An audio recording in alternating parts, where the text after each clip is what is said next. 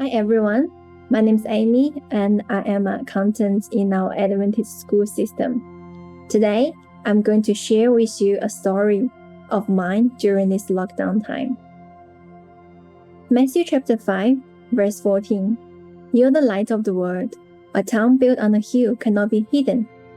Neither do people light a lamp and put it under a bowl. Instead, they put it on a stand, and it gives light to everyone in the house. We live in a very special time. The things have changed a lot. We are unable to do things how we normally do, such as attending physical church or meeting up with our friends. Prior to stage 3 lockdown, we still have friends came over to our place for worship and do things together. But now everything goes online. My husband and I are thinking, what can we do in this special time? My story starts from one morning devotion. During one of our office worship, one of our staff members challenged us with one question. How do you interact with your neighbors during COVID? Everyone shared about what they have done, but I shared what I was planning to do. An idea had always been in my mind, that is to distribute masks to my neighbors, but I didn't know how to carry it out.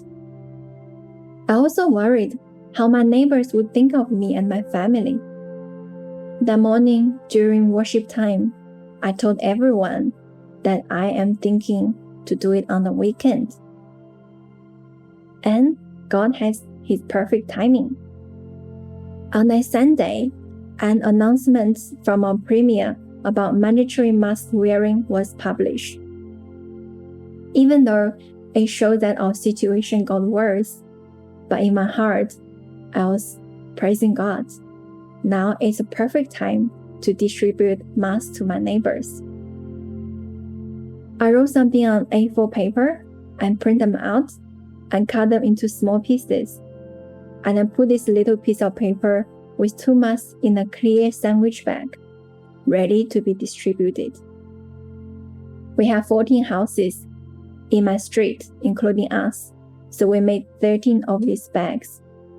Before we went out, my husband and I prayed and asked God to bless.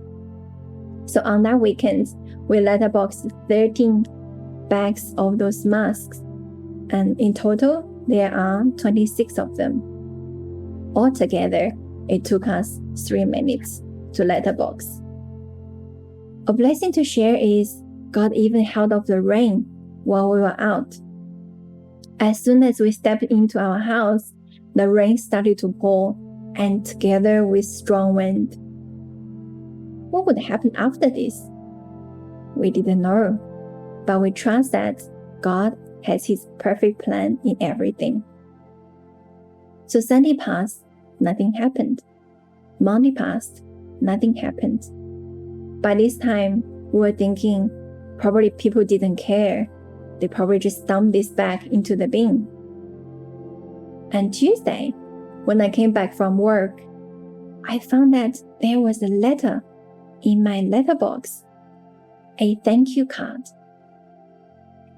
That was from a neighbor. They didn't tell us who they are, but they told us they are grateful for what they have received. And on Wednesday, we received another letter from a neighbor who actually told us who they are and also wishing us the best during this time. We were so happy to receive 2 letters. That is 2 people, 2 households responded to our messages.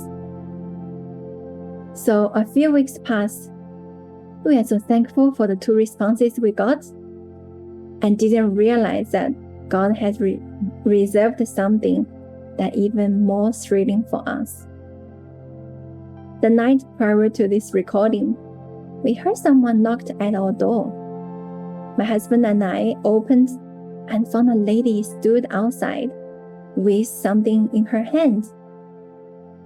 She said she's our neighbor, and she baked a lactose-free cheesecake in return for the mask that they have received. We are so thrilled. So I did some calculation here. Out of 13 bags that we have letterboxed, 3 houses responded. So that is 23% response rate. And they are all positive feedbacks. You know, I have been involved in quite a few public evangelism held by my local church. And prior to the event, we often letterbox the flyers. The best cases happened to us was 8 people turned out of the 500 copies we letterboxed. That was 1.6% response rate, but not all of them left a positive feedback. So up until now, I have been thrilled with the joy of the most effective letterboxing I've ever done.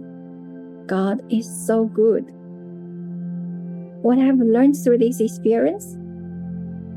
The first thing is, yield to the call of the Spirit. When I had the impression to give out masks to my neighbors, I struggled. But I chose to yield to the Spirit, just to the part I can, and leave the rest to God.